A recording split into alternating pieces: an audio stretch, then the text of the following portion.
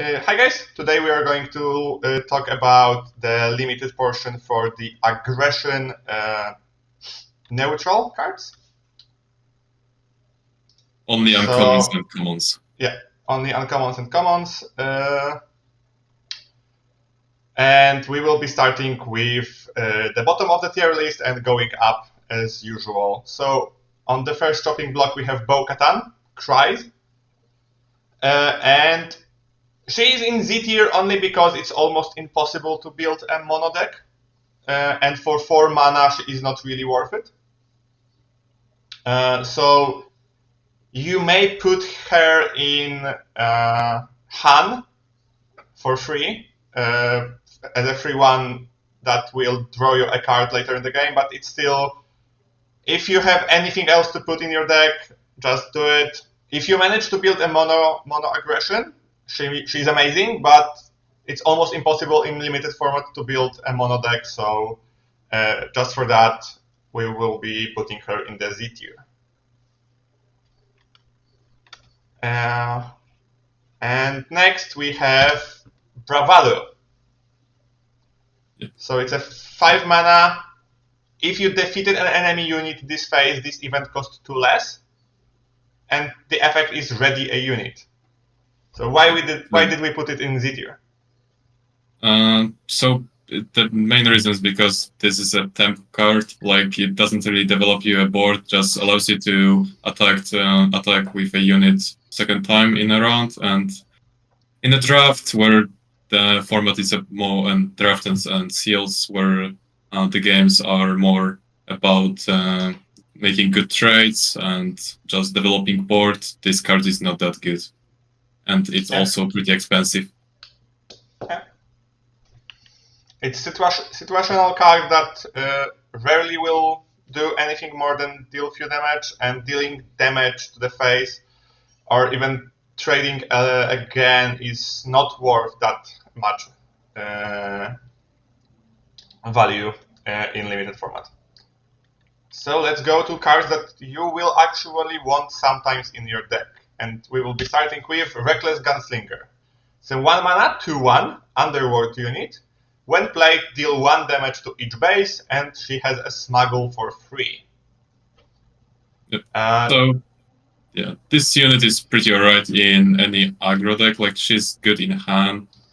If you manage to play her and another 2-drop, which only costs 1 in Han, when you use his ability, then you can get some good early aggression. But yeah, it's pretty hard to build a proper aggressive deck in limited formats, and that's the reason why she's pretty low. And also, her stats are not that impressive for a 1 cost only. If the format had more free 2 cost units, she would be higher. But since most of the early game units are a 2-3 stat line, that makes her really unreliable to play. Because if she is your only turn 1 play, she will trade downwards. So that's why she is so low on the list. But as Sid mentioned, she will be really a decent card in Han, because he can always squeeze another unit. And the next card is Unlicensed Headhunter. It's a 2 mana, 3/2 spaceship that has Saboteur, and when he is exhausted, he gains a bounty, heal 5 damage from your base. So we put him really, really low, even though his stat lines are really good, and Saboteur keyword is important, mostly because he still trades equally with most of the units in space. And the downside of 5 HP removes the threat that he poses as the damaging unit. So, of course, if you don't have enough 2-drops, or if you don't have enough space, you will always like to put him in your deck. But the fact that he has a bounty, and the fact that the bounty is removes his only ability to threaten damage, that's why he's so low on the list. Because for me, he's too risky to run in most decks. Yeah, and he's really weak also if you play against Bosk, because he's a free bounty target for Bosk.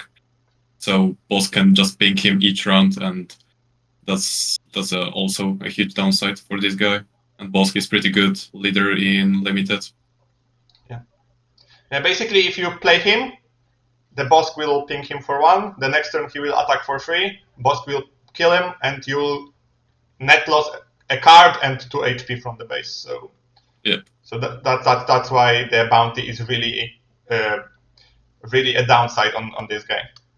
And next we got a 4 mana 4/4 hunting Nexu with an ability that if you control another red unit, it gains raid 2.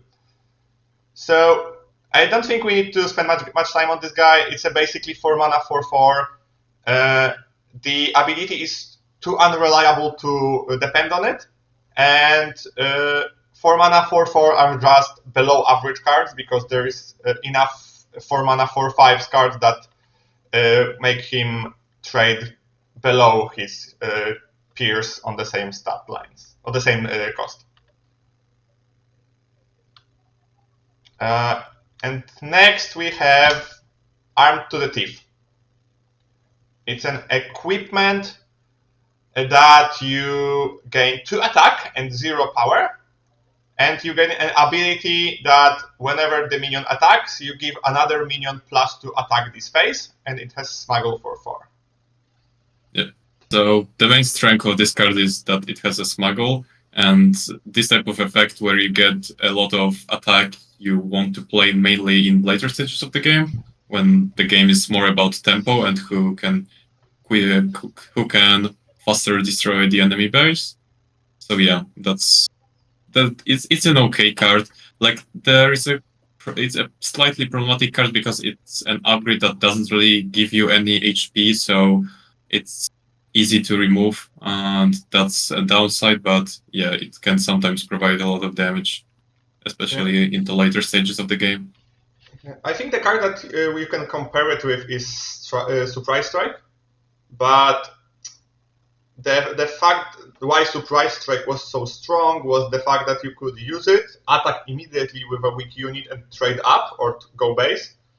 And the fact that you play it and your opponent can respond before you attack makes it a little bit clunky, and sometimes it will backfire. But it's because of the Smuggle, you can use it at the later stages of the game when the game is like close in damage, and it may finish a few of the games or make you give enough damage to trade up. So that's why it's not an unpickable card. And now we have Desperate Attack. It's attack with a damaged unit. It gets +2 attack for this attack. And it's for 1. And I think, like, we can compare it to the, as I said, the Surprise Strike. It's much worse than Surprise Strike because it's conditional. If you manage to use the effect, it's really good. Because most units will trade above their value if they gain 2 attack. Sorry. But the fact that it's so situational, and in any deck that is not Han, you will not always have a damaged unit. That's why we cannot put him any higher than C. It's also decent in Kira, because Kira tends to damage her own units sometimes. Yeah, that's right. Yeah, but if your leader doesn't damage your units, it's much more unreliable, and you should just avoid cards like this. And now we have Pillage. It's a 4 mana tactic that you choose a player and they discard 2 cards from their hand. Sip, can you take this one? This card is pretty tough to evaluate because the discarding 2 cards sometimes can just straight up win you the game if you manage to discard a very important card from the opponent's hand, and sometimes they have just 3 or 4 cards and discarding 2 is already accomplished anything. So yeah, this card is just very situational, and it's slightly problematic because it's kind of hard to keep it in your hand, just in case that sometimes it might give you a value. Yeah, it will sometimes feel amazing when you have initiative, your opponent has only 2 cards, and you like skip their turn basically. But the fact that it's an amazingly strong value card, but because it doesn't give you anything on the board, you cannot play too many of those cards, and this card is not always good in this set because there is enough smuggle cards that even if you discard your opponent's hand, they will still be able to play something. And for example, if on 6 mana you play this, you discard both cards of your opponent's hand and they played something from smuggle, they actually gained something from that trade. So that's why we put it so low. Okay, and the next 2 cards I think we can say about them together. It's a Death Mark. It's a bounty that gives draw 2 cards. And the next one is Guild Target. It's a bounty that deals 2 damage or 3 damage is unique. And we can talk about them together because I think they are only good in Bosk. Your deck needs to be really heavily bounty oriented to put it in any other deck. And just for that, I think they will be just, if you play Bosk, pick them because you need enough bounty cards to make your leader ability useful.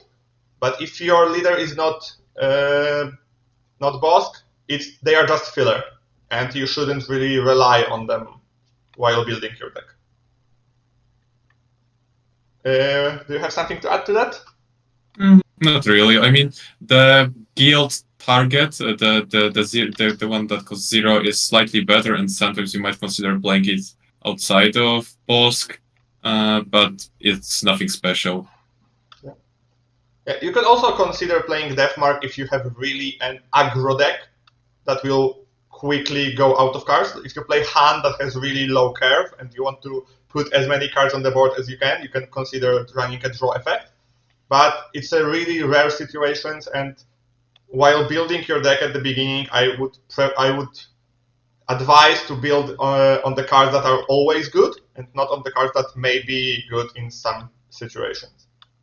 Yeah, but I mean, even as a drawing card, it's not that spectacular. Like, you basically pay 2 resources for 1 additional card because you need to play this card, and yeah, so basically any smuggle card does the same, and then draw 2. Okay, so now we have 3 mana Wanted Insurgents. It's a Rebel 4/4 and has a bounty deal 2 damage to a unit. Can you see? So this is pretty good free drop. Like, it's at the first glance it doesn't seem that amazing because if the opponent kills it, then they might get a double kill and kill another one of your units. But there are some cases where you just don't have 2-drop because they traded, and you have the free drop like this, which has 4/4 stat line, and the opponent plays something like a 3/4, and then you can just kill them easily. Also, if in rare cases where you don't have any other units on the field, if the opponent kills him, they have to deal 2 damage to one of their units, which sometimes might give you a free kill. I think actually they said on stream that the bounty is optional, so you don't need to take the bounty. But we need a specific clarification before the game comes out. But on the official stream, they said that when you kill something with a bounty, it's up to you if you want to collect it. Okay. I must have missed it. Yeah, but because of that, it's a card that has really good stat line, so it can trade with most free drops. But yeah, the fact that you may lose on the value of losing 2 units because of the bounty, and because bounty gives some leaders an edge, and some cards will be stronger because you have a bounty on board. It's a good card, but it's a risky card to play. It's also really good in hand, by the way, because in hand you can play it on the first run, and it's a 4/2 body, and you don't really have any other units on the field, so if they kill it, the bounty doesn't really make any difference. So yeah. And now I think we will have a controversial take, because Rocky Gunship, it's a 2-mana 2/1 ship that has, when defeated, deal 1 damage to a unit or base. And on first glance, it seems like a really weak unit, because it has not that great stats, the ability is not amazing, but if you look at the game of on the limited side, on what ships are in play, there is not a single ship with a 2/3 stat line. So he actually trades with most of the space units in the early game. And then you have the additional ability to deal 1 damage to other thing. And there is also a lot of units that have 1 health, like a 2/1 Rocketeer. Like in yellow, you have a 1 drop that returns an upgrade. So he has an ability to go to 4/1. And it's rarely a downside, because his stats still allow him to trade in space really well. Do you have something to add? Or can we go to not really. I mean, I think you said everything about this one. Yeah. Next card is the Housecast Soldier. It's a 2-mana 2/3 Mandalorian Trooper. And it has Saboteur. It's a decent stat line for 2-mana. Saboteur is relevant in this expansion, because there is much more shields than normal, than in the previous set. So I think just for that, and also it's a Mandalorian, so it works with Bo-Katan and with some other cards, like a 3-mana 3/3 put a counter. So it's a really good start to play her on turn 1 and the other Mandalorian on turn 2 to buff her. But this card isn't amazing, it's just really consistent in what it does. So that's for that. You can always pick it, because you need at least 6, 7, 8 2-drops to make your first turn consistent, and she's one of the better ones.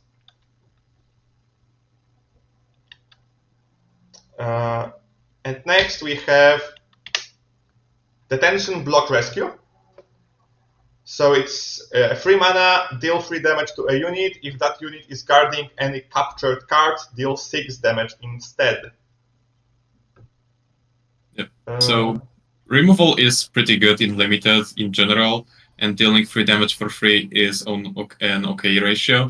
And the fact that it also deals 6 damage to a unit that captured one of your units is a pretty big upside in limited, because there is quite a few capture effects in this set, and also the units and cards that capture are pretty good, actually. So you might see them in your games, and that's why this card is in this tier. Yeah, even it's on average it will be a worse takedown, not takedown, but open fire. But 3 damage is still enough to be playable even without the other ability, and the ability will be relevant enough to make it really good. So you definitely will pick few of them in every single red deck you want to play, because it's a common, so it's a really good removal card. And next we have also a common and also a removal, so 1-mana Daring Raid. It's a tactic. Deal 2 damage to a unit or base. And for me, this is one of the better 1-drop cards, because it's extremely versatile. Because even you can even ping an enemy unit that already traded with one of your units. You can always go base if you don't have anything else to do, but 2 damage for 1 is enough to make it good in almost every situation. Yep, and the fact that you get the option to deal 2 damage to the base in later stages of the game sometimes might come in handy. So yeah, it's pretty good. And on the other hand, we also need to mention that both of those cards are common. So whenever you play against aggression, you need to have in mind that they will most likely have 1 or 2 of those in the deck. and playing around this damage will be one of the ways that you can manage to win versus this color. So now we have 5 mana Clan Challengers. They are 3/6 Mandalorian Trooper unit that has Raid 3 and Overwhelm. So yeah, this unit has just a decent stat line. Like whenever this unit acts, if he has basically 6/6, the Overwhelm isn't that relevant for the most part. Like, it's sometimes he is upgraded and the Overwhelm is also a thing with this card, but for the most part, it's just a decent 5-drop. And also he is a Mandalorian, so he synergizes well with Batan and stuff like that. Yeah. If he would have a 5 mana 6/6 stat line, he would be higher. But with Raid 3, he's still good enough because he will probably survive the first attack that your opponent will put on him, and he can swing back for some damage. So it's a decent card to run. And now we have a card that is a little bit controversial because his stats are not that amazing. So we have 6 mana Cetus Rival. It's a 5/5 bounty hunter with grit, and he has ability on when played and on attack, you may deal 2 damage to a unit with a bounty. And because of this ability, he will be really good card in the set because there is a lot of bounty that will be on the units your opponent will play. And his stat lines, even though they are not amazing, because most leaders have 4 attack or less, he may survive the attack of your opponent. And then grit is relevant because you can kill something bigger. So combining all of these small advantages make this minion really versatile. And the fact that you may be able to give something a bounty, like if you play Jabba or if you play Bosk, and consistently abuse the damage that he will do on attack, makes him a really big threat. So there's just enough bounty to make this card viable. Also, he has a grid, so that makes him a good choice in Kira.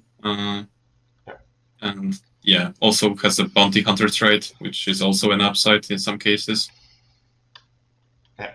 And for the last, for us, the strongest card in aggression for the commons and uncommons is IG-11. It's a 5 mana, Droid Bounty Hunter 6/5 stats, and if this unit is captured, you defeat him and you deal 3 damage to each ground enemy unit.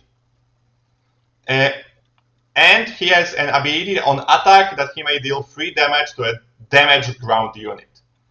And consider everything that he has, he will just be an amazing threat. Yeah. So baseline he has a good stat line, like 6/5 for 5 is a good stat line. The fact that he really can't really be captured makes him also good in this set.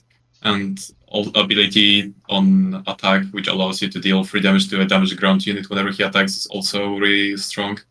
Like, if you manage to like kill 1 or 2 units with this ability, he is just amazing. So yeah, I think if you very strong card. And whenever you see him in attack, he's better than most rares in the set because he's extremely consistent. The stat lines will trade with most units, even more expensive than him. And the fact that you may be able to just lock the ground, because if you have IG, your opponent doesn't have any units, and they play a unit. If you have a leader like Bosk that can ping a unit, or you have Catbane that can ping a unit, you may consistently use the ability to clear the ground, and you will just out of this win the game. Yeah. So we've talked about all the red cards from the common uncommons from the set. Of course, on the previous videos we talked about aggression heroic and aggression villainy cards. So those cards can go in both versions of the decks. And in our opinion, the red is a really strong color, but it has some weaknesses. For me, the big weakness of the color is the fact that their only removal is dealing damage. So shields and effects like that are really problematic. But on the other hand, they have really good statted units, and they have consistent units that deal a lot of damage, will be really relevant in the set. So for me, red is like above average color in this set. Yeah, and also red, both in villainy and in heroic, has quite strong leaders like Han Solo, Bosk, and Batan.